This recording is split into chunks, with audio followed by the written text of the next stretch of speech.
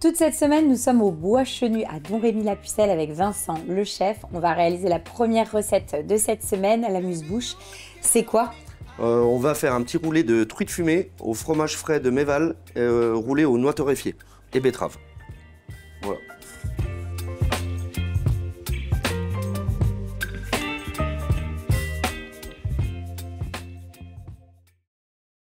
Donc on commence par quoi? On va commencer par mariner les betteraves. Ok, ça marche. Je les ai déjà pré-tranchées. Donc ça, c'est de la betterave cuite, oui. Hein, que tu as emporte-piécée et tranchée. Ok. Et c'est ce qu'on va mariner. Donc pour la marinade, là j'ai fait bondir du miel. D'accord. Donc du miel quoi, classique, c'est ça ce miel-là? Là on est sur un miel de tilleul de l'apiculteur à Frebécourt. Ok, donc un miel du coin. Dedans tu nous as mis une petite branche de romarin, ouais ça sent. Une demi-gousse d'ail, d'accord, chemise, et de la coriandre. Et donc ensuite tu rajoutes vinaigre de Xérès. D'accord. Un petit peu d'eau. Ok.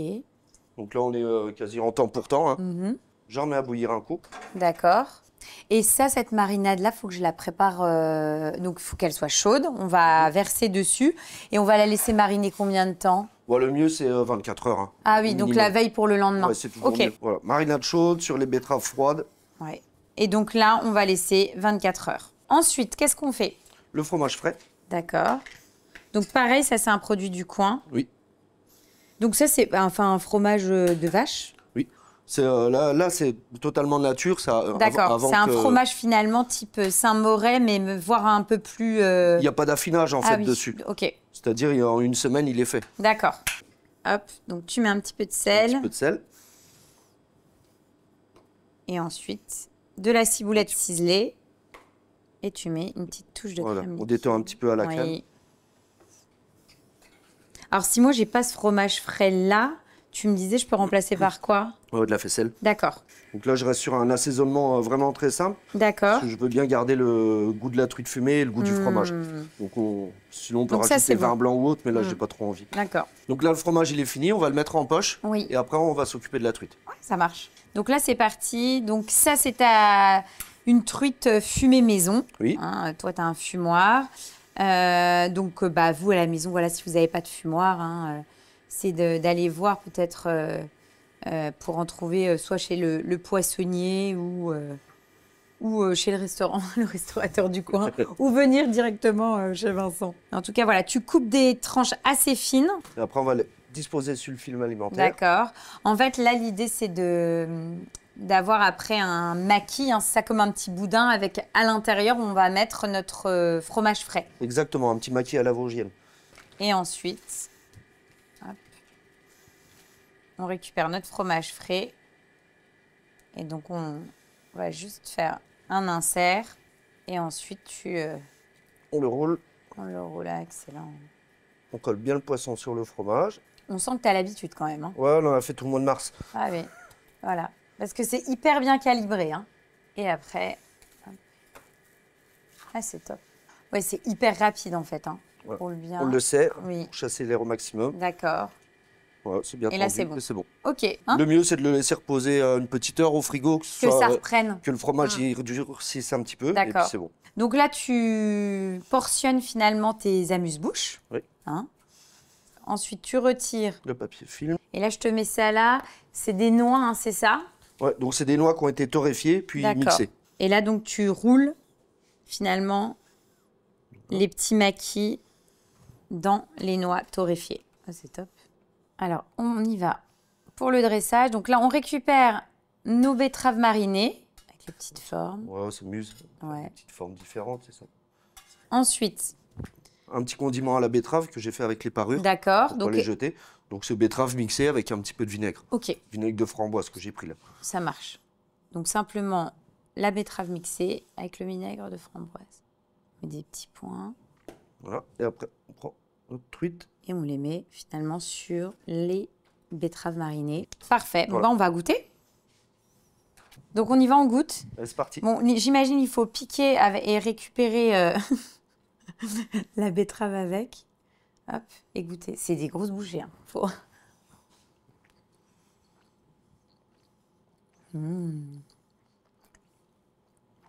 C'est trop bon. Alors déjà, la truite, elle est vraiment excellente. En fait, ce qui est sympa, c'est le côté fumé associé à la betterave qui a été un peu en pickles, tu vois, comme ça. Ouais. J'aime vraiment l'ensemble. Et en même temps, on a le fromage qui est là pour apporter de la rondeur. Donc, c'est vraiment très, très bon. Et puis, les petites noix, là, c'est excellent. Ça ramène j'aime bien ce côté torréfié avec les noix. Et je trouve que la betterave ramène vraiment de la fraîcheur, finalement. Tu vois, le côté pickles, etc. Non, c'est top. Vraiment, belle recette. Super. On fait quoi ensuite? Les premières asperges. Asperges violettes, cresson et un mimosa d'œuf. C'est les premières de la saison pour nous. Donc, on commence par les asperges, Vincent? Ouais, on va les éplucher. Alors, sachant que là, les premières asperges, c'est des landaises. C'est des landaises. Asperges blanches. Il faut vraiment, vraiment bien les éplucher, à l'inverse des vertes. Oui. Donc, voilà, il faut vraiment bien les éplucher, bien prendre le temps de le faire. Sinon, il y aura un petit peu de des fils et c'est vraiment pas terrible à déguster. Et donc là, nous, pour cette recette-là, on va utiliser toute l'asperge. Non. D'accord. Donc du coup, avec l'asperge, on va faire 2 recettes. Donc la première, on va les faire en froid. D'accord, donc avec les œufs, c'est ça? Exactement. Et la deuxième, on va récupérer les peaux et les bouts d'asperges pour faire une sauce pour la prochaine recette. Super. Voilà, comme ça, on évite le gaspillage, on peut tout utiliser. Ah, c'est bien, j'aime bien ces recettes-là où on peut optimiser et finalement avoir 2 recettes en une et ne pas faire de gâchis. Donc ça, on le garde pour la prochaine recette. On le garde pour après. Et là, nous, alors tu en as déjà cuit d'avance, mais est-ce que tu peux me rappeler comment tu cuis toi tes asperges? Est-ce que tu les fais en ficelé, en botte ou pas du tout? Non, parce que faut que la cuisson elle soit homogène. D'accord, pas besoin. Donc au bouillon de salé. À l'anglaise. On les glace ensuite et c'est bon et ça donne ça. Et nous, on va utiliser celle-ci pour la recette. Tout à fait. Donc, on les laisse de côté et on fait quoi? Après, on va faire le mimosa d'œuf. Ça marche. Donc, nos œufs, donc ça, c'est des œufs durs, tout simplement. De la ferme du coin, toujours. Oui. Qu'on voit juste là. Je le précise. Vincent, il a vu de la cuisine sur la ferme. Donc, on les concasse en petits bouts. On peut le faire au robot pour aller plus vite. Tu veux quand même qu'il y ait des petits morceaux, quoi. Oui. Faut pas que ça soit une bouillie. Donc, et le blanc et le jaune. Tout et ensemble. On met dans un cul de poule. Donc, les œufs, c'est bon. Ensuite, on va s'occuper donc du cresson. Donc là, on casse grossièrement, mais on garde quasiment tout. Ok, et on va le mettre, dans une eau bouillante, salée. On va le blanchir, c'est le principe. Parce qu'avec ce cresson-là, finalement, on va le mélanger aux œufs, non? Non, juste... Non, on va le mixer avec du fromage blanc. Ça fera une crème, en fait, enfin une sauce. Voilà, une petite sauce qui va assaisonner les asperges, les œufs, ainsi de suite. Donc, c'est très rapide. Là, comme les épinards, il y en a pour 30 secondes. Ouais, moins d'1 minute, quoi. Hop, et là, c'est bon. Donc, on récupère. Donc là, tu le mets volontairement dans un bac assez haut pour pouvoir le mixer. On va le mixer en direct avec le fromage blanc. D'accord. Donc, pas besoin de le mettre dans l'eau glacée pour se fixer la chlorophylle. Non, parce qu'on l'utilise tout de suite. Oui, ok. Voilà. Et ensuite, donc là, tu récupères, c'est de la crème, c'est ça? Fromage blanc. Ah, du fromage blanc, pareil, de la ferme du coin. La même ferme. Donc là, vu la quantité, on va y mettre 3-4 cuillères. Et ensuite, on le mixe. Et tu vas dresser ça dans la foulée. Donc en gros, tu me conseilles de le faire un peu minute pour pouvoir le manger tiède, parce que là, en gros, c'est ça. Si c'est tiède, c'est meilleur. Ah oui, c'est ça. On va retrouver le goût de l'acidité du fromage blanc qu'on aime bien et bien garder le côté herbacé du cresson. Donc, oui, on est vraiment sur une recette minute qu'on peut faire à la maison. On rentre le soir, tu as 15 minutes devant toi, c'est le temps de tout préparer, de cuire tes asperges et c'est bon, quoi. Oui, c'est ça. Donc là, c'est bon. Maintenant, c'est bon. On va le passer au chinois. Ça marche. Donc, tu veux que je le foule? Si tu veux. Hop. Et donc là, on récupère, voilà, les derniers. Hop. Et voilà. Je peux mettre ça là? Oui. Hop. Donc là, on peut dresser. On va assaisonner le... Ah oui, quand même. Je suis trop pressée de passer à table. Trop pressée de goûter. Donc, on assaisonne. Donc, un petit peu de sel, une petite touche de fromage blanc pour lier finalement, c'est ça? Pour remplacer la mayonnaise. On voit tout de suite, ça fait un liant. Oui, c'est vrai. Et là, on peut dresser et goûter. Et là, on va dresser. Dans un emporte-pièce, donc on met nos œufs mimosa au centre. Ensuite, on détaille nos asperges. Oui. On les met dans notre assiette. Super. Tu rajoutes donc la petite feuille de cresson. Ça va être Puis cru comme ça, c'est bon aussi. J'aime bien. Oui, puis c'est cohérent. Il y a la petite touche de verdure. Et ensuite, donc, on termine avec notre fameux jus au cresson. Et fromage blanc, oui. Et fromage blanc. Donc là, on est vraiment sur une recette végétale. Hein. Entièrement. C'est superbe. C'est une belle couleur. Ouais, c'est beau comme tout. Eh ben, on va goûter. Ouais. On y va, on goûte? Allez, c'est parti. Ah là là, les premières de la saison. Tu vas à la cuillère? Ouais. C'est vraiment excellent. En fait, ce qui est très sympa, tu as le côté cresson qui est très herbacé, qui se marie à merveille, je trouve, avec le fromage blanc. Tu vois, tu as la petite touche d'acidité qui fonctionne bien. Et puis, bah, voilà, l'œuf un peu mimosa, c'est gourmand. Et avec l'asperge, œuf-asperge, en général, c'est un match qui fonctionne super bien. Et ce que j'aime bien dans ta recette, c'est que voilà, on n'a pas de mayonnaise, etc. Donc, on est dans la fraîcheur, avec le côté herbacé et la légèreté. Hein, c'est top. Belle première recette, puis c'est une recette express, quoi. Oh là, on l'a fait vite. Hein. Oui, c'est vrai. Prochaine recette, c'est quoi? Avec des asperges? Ouais, donc on récupère les asperges, donc un saumon mi-cuit, crème d'asperges et chorizo. Donc on commence par quoi? Le saumon? Ouais, on va portionner le saumon. Ça marche. Donc c'est l'élément principal, donc on va faire un beau morceau de saumon. D'accord. Il n'y a pas de garniture à part le chorizo et la crème. Donc on est sur une belle entrée où finalement la star de la recette, c'est le saumon. Exactement. Donc là, tu portionnes, tu retires la peau. On assaisonne. D'accord, donc tu l'assaisonnes. Sel, un peu de piment d'Espelette. D'accord. Pour faire un lien avec le chorizo. Oui, pour rester cohérent. Ensuite, on récupère du film alimentaire. Tu vas le filmer pourquoi? Pour le protéger de la cuisson et lui donner une belle petite forme. Est-ce que tu vas faire une cuisson nacrée? Non, on va le cuire en vapeur. D'accord, en vapeur. Et à cœur, tu veux qu'il soit bien rosé, j'imagine, même pas cuit. Ouais, c'est un mi-cuit. Hein, donc on le cuit à 65 degrés, donc c'est assez précis. Sinon, on peut le faire. On peut le faire légèrement au four, dans un four à 100 degrés en sec. Ça marche aussi. Oui. Mais en tout cas, l'objectif, peu importe par quel moyen on le cuit, c'est qu'il soit mi-cuit. Donc encore cru à l'intérieur. Très peu cuit, oui. Donc toi, là, tu le mets dans ton film pour la cuisson vapeur et puis simplement pour qu'il ait effectivement aussi une belle forme. Voilà, parce que... comme une ballotine finalement. Et ça, c'est bon. Donc là, nous, on le passe en cuisson. Donc 65 degrés four vapeur pendant 8 minutes. D'accord. Et donc ensuite, on va s'occuper de notre crémeux d'asperges, hein, c'est ça? Donc les fameuses parures qu'on a récupérées de la recette précédente. Donc les queues d'asperges et les peaux. Et les peaux. Ok. Donc un petit peu de beurre. Donc là, tu récupères du chorizo. Donc en fait, le goût du chorizo, on va l'avoir aussi. On va l'avoir dans la sauce, la sauce asperge, quoi. Donc que tu coupes grossièrement. C'est un chorizo qui est comment là? Un chorizo espagnol qui est piquant. D'accord, assez piquant. Oui. C'est volontaire d'avoir quelque chose d'un peu corsé, quoi. C'est bon, je peux mettre? Je mets tout, hein? Ouais. Hop. Donc là, on le fait suer pendant une petite minute. Histoire de bien récupérer le goût autant du chorizo que de l'asperge. Donc là, on crème. Tu me dis stop. Ouais, c'est bon. L'idée, finalement, Vincent, hein, tu me dis, c'est que notre crème, elle prenne le goût et du chorizo et de l'asperge, quoi. C'est le principe. Et après, on laisse cuire ça pendant 5-10 minutes. D'accord. C'est pas la peine de le cuire trop longtemps. Plus on va le cuire, plus ça va être amer. D'accord. Voilà. Donc 5-10 minutes. Oui.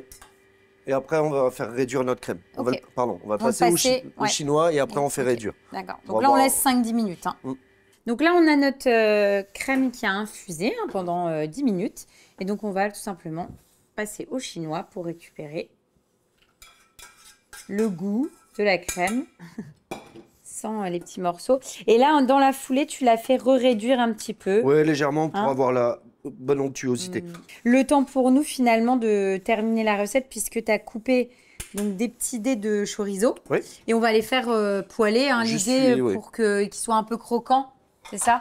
Légèrement cuit. Même pas. Tac. Hop. Et on le passe en cuisson. Tiens. Et là, on laisse. Et puis après, on n'a plus qu'à dresser. Après, c'est fini. Donc là, on met notre saumon au cœur de l'assiette. Ensuite, on ajoute le chorizo légèrement sué. Nos petits dés de chorizo. Ça sent trop bon. Ensuite, notre... Donc la crème qui a bien réduit. Ouais. Bien réduit. Tout à fait. Belle texture. Ouais. Et là, super. Donc on rajoute notre crème chorizo asperge. Et ensuite, tu rajoutes 2 petits morceaux d'asperge. Pour avoir un peu de texture. Oui, puis voilà, finalement, on rappelle le produit qu'on trouve dans la sauce, quoi. Voilà. Et voilà. Eh ben, on va goûter ça. Bon, on y va. Allez, parti, on on goûte. goûte. Alors, moi aussi, je vais prendre la cuillère, en fait, parce que comme le poisson il est tout moelleux, c'est excellent. C'est pas mal. C'est bon parce qu'en fait, déjà, ce que j'aime bien, c'est qu'effectivement, on a le côté chorizo qui est là pour apporter un petit peu de peps. En même temps, tu as la douceur de l'asperge. Exactement, de l'asperge. Et puis là, le saumon, la cuisson est vraiment parfaite. Et d'ailleurs, le goût et l'association saumon-chorizo, ça fonctionne super bien. Ça marche bien. C'est top. Belle recette encore. On fait quoi ensuite? Après, on va faire une selle d'agneau. Donc ça annonce Pâques. Une selle d'agneau en 2 cuissons avec une polenta aux olives. Donc là, on va parer la viande. Donc c'est quelle pièce? La selle. D'accord. Donc là, de la selle d'agneau. Là, on a les filets, on a la panoufle et après, on va récupérer donc la selle, la noisette, souvent on va l'appeler. D'accord. Donc là, on va commencer à désosser. Bah, voilà, tu m'expliques. Je te laisse me guider. Donc là, tu récupères. Donc là, on coupe la panoufle. D'accord. Ce qu'on va faire avec ça, c'est qu'on va la rôtir. Ok. Avec une garniture aromatique, carottes, oignons, du thym, de l'ail, une pointe de curry. On mouille avec de l'eau. Oui. Et on va le cuire en 130-140 degrés pendant 5 à 6 heures. En cocotte. En cocotte, au four, ça va très bien. Ok. Ici, on va avoir les filets d'agneau. Oui. Oui, parce qu'en fait, on aura un agneau en 2 façons, c'est ça? On aura 2 parties d'agneau. Une cuisson longue. Donc, une cuisson longue avec la panoufle. Et une cuisson rapide. Et une cuisson rapide avec ce qu'on appelle... ce qu'on appelle quoi? Les noisettes. La noisette, ok. Donc là, je retourne. D'accord. Ah, ça, je peux demander à mon boucher de le préparer. Mais voilà. Moi, je ne me lance pas. C'est assez facile quand même. même. Oui, mais moi, je ne me lance pas dans... Ouais, mais les premières viandes. Mais moi, je ne me lance pas dans des choses comme ça. Moi, j'adore cuisiner, mais préparer comme ça, en fait, à la fin, il y en a plus dans le... sur la carcasse que dans l'assiette. Donc, je préfère laisser ça à des professionnels. Et donc là... On a un petit nerf qu'il faut enlever. D'accord. Et après, on va passer à la cuisson. Eh ben, ça marche. On part en cuisson. Les noisettes, on va les saler, les préparer à la plancha ou à la poêle, les faire rôtir aller-retour. Tu les fais rôtir pour qu'il y ait une belle croûte, une belle coloration. Voilà. Ok. Et après, moi au restaurant, je les cuis en basse température à 80 degrés en vapeur. Ok. Donc, et moi à la maison, si je peux pas faire ça, on peut cuire en direct. Je peux les cuire en direct et à la limite, parce que moi j'aime bien utiliser la sonde. Oui. Je la poêle, je mets ma sonde et 80 degrés à cœur, c'est pareil. Non, 80 degrés à cœur, c'est trop cuit. Ah, et alors du coup, si je le fais en direct, je le mets combien? 54 degrés à cœur. Ok, 54 degrés à cœur. Ok, super. Donc toi, tu en as préparé d'avance. Oui. Voilà. Donc après la cuisson basse température, ça donne ça. Nous, on va repartir de ça. On va le remettre en température, etc.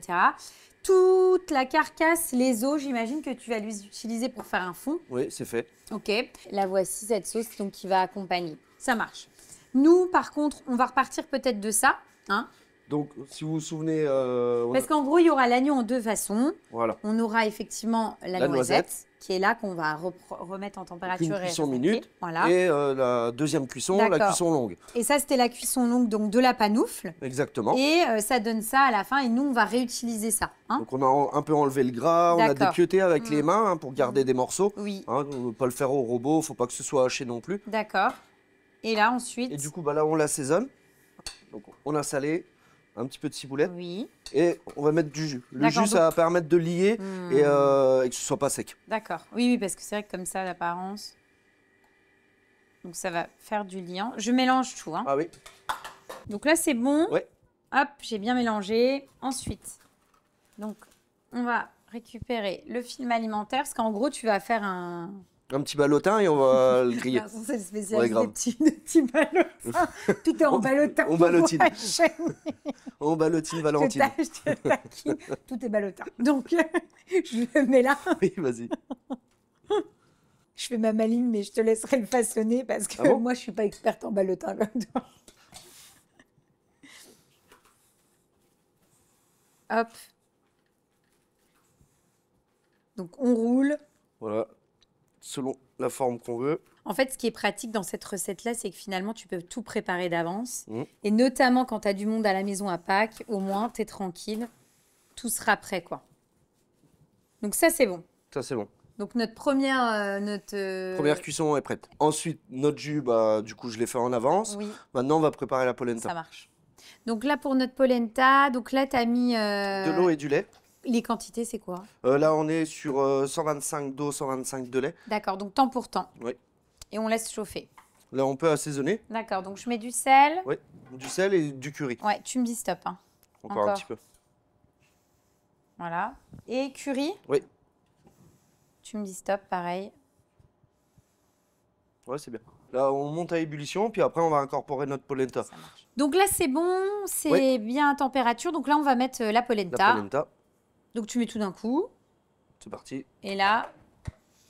Donc là, l'idée, c'est de partir sur un feu assez doux. Oui, maintenant, oui. Pour éviter finalement que ça brûle. Hein. Oui. Et donc, en fait, ça va prendre de la consistance au fur et à mesure. Là, on va monter à ébullition tout doucement, tout en restant devant. D'accord. On va le cuire pendant 4-5 minutes. Ok. Ça va s'épaissir et après, on finit l'assaisonnement avec les olives. Ça marche. Donc là, tu rajoutes... Olives noires, ciboulette, oui. beurre, parmesan. Okay. On mélange le tout et on débarrasse. Eh bien, ça marche. Allez, terminer notre polenta. Oui, en fait, on attend que voilà, tout soit mélangé, que le beurre soit bien fondu. Ça ressemble à une pâte à choux. Oui, c'est vrai. C'est un dessert, en fait. Donc, on réserve dans un bac pour avoir... Toi, tu vas avoir un rectangle, en gros, c'est ça, pour pouvoir après faire une belle découpe. Ou un ballotin. Ouais. Pardon. Non, t'as raison, ça allait trop. Donc ça, c'est bon, on réserve. Donc là, t'as mis un peu de matière grasse. Oui. Et donc là, c'est parti. Donc là, tu mets la noisette, côté peau. Tu mets donc les deux petites ballotines sur la partie plancha avec un petit peu de matière grasse. Un petit peu de beurre. Un petit peu de sel et on peut arroser la viande. Ah, je mets du sel? Oui. Sur la viande? Sur le beurre. Ah, sur le beurre. Tu me dis stop. Hein. Ouais, c'est bon. Et donc là, l'idée, c'est d'arroser notre viande. Là, ça va manquer de la réchauffe. Hein. Remise en température et puis comme ça, on redonne une petite coloration. Parce qu'il est bien, c'est de colorer notre viande confite. Bah, on récupère pas mal de sucre, donc du goût, puis on a un petit croustillant qui est intéressant. Donc là, on va terminer finalement les mises en température de nos différents éléments. Là, on pose la polenta. Et puis, dès que ça a pris une belle coloration, on dresse et on goûte. Donc, hop. Le petit ballotin. Hop. La noisette. D'agneau. Notre polenta. Tu as ajouté des petits légumes, des carottes. Hein. Ouais, ça peut être les légumes de cuisson de la panoufle hein, qu'on peut récupérer aussi. Tout à fait. Et donc là, tu ajoutes... une petite purée d'olives. Ouais, pour faire un petit rappel condiment. Au lieu de mettre finalement une moutarde ou autre, là, tu remets une petite touche de condiment olive. Et ensuite, donc, tu rajoutes notre fameux jus. Ouais, super. Et on goûte. Ouais, c'est parti. On commence par quoi? Je sais pas, tu me conseilles laquelle? La noisette? Ouais. Ok, la noisette, allez. Parce qu'elle a l'air bien tendre. Oh, ta sauce est à tomber, c'est divin. C'est vraiment sympa. En fait, ce que j'aime dans cette recette-là, c'est de retrouver finalement l'agneau en deux versions. J'aime bien parce que j'aime bien ces recettes, tu sais, où finalement on en a deux pour le prix d'un. C'est top. Et puis finalement, ta polenta là, avec les petites touches olive, curry, ça marche super bien. Et puis bah voilà, le printemps est là quoi. Ouais, le printemps est là, ça sent Pâques. C'est ça, on est voilà, ça annonce les beaux jours qui arrivent. Donc non, c'est une belle recette et ta sauce est divine. On va ensuite terminer cette semaine avec le dessert. Bah oui, quand même. Ouais. Hein. Et ça sera quoi le dessert? Une profiterole. Donc là, on va préparer notre craquelin, c'est ça Vincent? Craquelin qui sera au-dessus de notre chou pour cette profiterole. Donc là, en quantité, tu peux m'expliquer, tu as quoi? Temps pour temps. Donc tu as autant de beurre que de 100 sucre beurre. que de farine. Exactement. Donc temps pour temps. Sucre, farine, beurre. Bon, sachant que là, tu es parti sur du sucre roux. Oui. Donc pour faire le craquelin, on prend du sucre roux. Oui. Donc, on a obtenu une boule. Tu la mets donc sur un papier sulfurisé, papier cuisson, et tu vas le mettre, en fait, tu vas l'aplatir entre entre les deux feuilles. Entre deux feuilles, voilà. ok. Donc là, on va l'étaler. Tu veux quelque chose d'assez fin? Oui, relativement, oui. Et donc ça, il faut le préparer en amont, puisque ça va, tu vas le mettre après au congélateur pour que ça prenne bien, quoi. Pour que ça durcisse, parce qu'on va l'emporte-piécer, et du coup ça va tenir. Parce que là, c'est une pâte qui est toute molle, puisque le beurre, il est pommade. Donc là, on le fait à la maison, il faudra le faire avant. Au congélateur, à la maison, allez, en un quart d'heure, c'est prêt. Hein. Ça, tu réserves au congélateur. Exactement. Et comme ça, nous, on prépare la pâte à choux. Tout à fait. Donc là, on a mis à chauffer de l'eau, du lait. D'accord. Donc on a 100 g d'eau, 80 g de lait pour 30 g de beurre. Ça marche. Une pincée de sel. Toutes les pâtes, il faut toujours mettre une pincée de sel. Et là, tu vas râper un petit peu de fève de tonka. Alors, on en met assez léger, parce que c'est vrai que c'est assez puissant. C'est très puissant, oui. Donc là, on a 100 g de farine et 10 g de sucre. Ça marche. Et donc là, hop, on incorpore notre farine et notre sucre et on mélange le tout. C'est-à-dire, on mélange bien, on évite les grumeaux. C'est ça. Et en fait, ça va faire une pâte. C'est ça le plus technique dans la pâte à choux. Donc toujours le faire au chaud. Oui. Jusqu'à obtenir un petit ballon de foot. Oui, c'est ça en gros. Oui, c'est une pâte finalement où tout est aggloméré. Hein. Et là, on va incorporer 2 œufs. Ouais. Tu casses tes œufs. Donc, que tu incorpores hors du feu. Hors du feu et un par un. Parce que l'idée, c'est d'avoir une pâte homogène de nouveau. Et que les œufs soient bien intégrés à la pâte. Et après, ça devient compliqué si on met trop d'œufs d'un coup, ça déborde. Là, on voit que le premier, il est bien mélangé. C'est bon. On ajoute le deuxième. Ça peut se faire au batteur aussi. Hein. Mais là, on a une petite quantité, donc on arrive à le faire à la main. Tu travailles pour combien de choux, là? Là, on va faire... avec cette masse. À vue d'œil, 6 choux. D'accord. Voilà. On va voir la taille des choux aussi. C'est ce que j'allais dire. Je crois qu'ils sont ils sont plutôt gros, non? C'est pour ça que j'appelle une combien, profiterole. Toi? Ah ouais, une seule. Et ça, du coup, ça sera un bon gros chou, quoi. Donc là, elle est terminée. On va la mettre en poche. Oui. Donc là, sur un film, pas un film alimentaire, on en a fait assez du papier film. Là, tu vas coucher tes choux. Oui. Donc là, c'est parti. On fait un gros chou. Ouais. Bah, c'est une profiterole. Donc surtout, pour vraiment le coucher sur la hauteur plus que sur la largeur. Ok. Hop. Bon, on en fait 6. T'es à l'œil, hein? Wow. Ça, c'est l'œil du chef. Donc, on enfourne? Voilà, on va faire le craquelin. Oui, le craquelin, c'est vrai. On va travailler un peu. Je te le mets sur la planche? Ouais. Tiens. Tac. Donc, notre fameux craquelin qui est ressorti du congélateur après 15 minutes. Donc là, tu emporte-pièce, tout simplement. Donc là, comme ça, c'est facile à prendre. Le fait qu'il soit congelé, on voit bien l'épaisseur. Tout à fait. Et on le pose dessus. On le pose et délicatement, on vient le coller sur le chou. Sans trop écraser. Oui, voilà. Le fait de faire le même diamètre que le chou, en fait, le craquelin, quand il va cuire, il va vraiment enrober le chou. On l'enfourne? Ouais. À combien pendant 165 degrés pendant 35 minutes. Ok, c'est parti. Donc là, voilà ce que ça donne après cuisson, hein, le chou. Alors, on constate que la cuisson, il est bien coloré, hein, donc il ne faut pas trop qu'il soit clair. Pour ça que le four n'était pas trop chaud et ça cuit plus longtemps. Comme ça, on est sûr que notre chou, il est cuit à l'intérieur. Ok, et en tout cas, le craquelin a bien recouvert tout le chou. Franchement, je suis bluffée. Très, très beau. Donc, on y va, on dresse, c'est parti. C'est parti. Donc là, avec un petit couteau légèrement cranté. C'est le couteau de ta mamie? Oui. Donc là, on coupe juste le dessus. D'accord. Et non pas à moitié. Comme ça, on va garder plein de volume. Donc dans la profiterole, on a notre sauce chocolat. Il y a 100 g de chocolat noir à 64%. D'accord. 100 g de crème. Oui. Et 110 g de lait. D'accord. Et un peu de fève tonka. Et voilà, j'ai gratté un petit peu de fève de tonka. Donc là, on l'a mise au bain-marie pour fondre. Hein. Ou alors au micro-ondes, ça marche aussi. Après, de la chantilly. Oui, bon, ça, crème montée. Et glace vanille. Donc pour ici, glace vanille, elle vient d'une glacière à côté, glace de la ferme. Au fond, on met un petit peu de sauce chocolat. Qui est chaud. Hein. C'est trop bien. T'en es plein. Tu me dis quand je m'arrête. Hein. Je suis trop contente. Non, c'est bien. C'est bon, hein. Merci. Après, on dépose notre chou. C'est magnifique. La glace vanille. Ok, de la ferme. Oui. À savoir que la profiterole, vous la retrouvez toute l'année au Gauchenu. Ah oui, c'est la recette phare du restaurant. Ouais. Je peux plus l'enlever. Non. J'ai encore plus envie de la goûter du coup. Chantilly. Oh. C'est vrai qu'elle est en volume. C'est magnifique. C'est pour ça qu'on n'en fait qu'une. Hein. Ah bah ouais, tu m'étonnes. Elle est magnifique. Terminé. Oh. Eh ben, on va goûter tout de suite. Bon, on y va, verdict. Hein. Oh, c'est magnifique. C'est exquis. Okay, c'est bon. T'as le petit goût de tonka. Alors, c'est justement dosé. Tu vois C'est vraiment divin. Mine de rien, le fait quand même de faire son chou maison, bah, ça fait toute la différence. Donc, c'est interdit d'acheter des choux déjà prêts. Et puis, ta petite sauce chocolat, la petite glace vanille de la ferme, la chantilly. On a beau dire n'importe quoi, mais une profiterole, c'est excellent.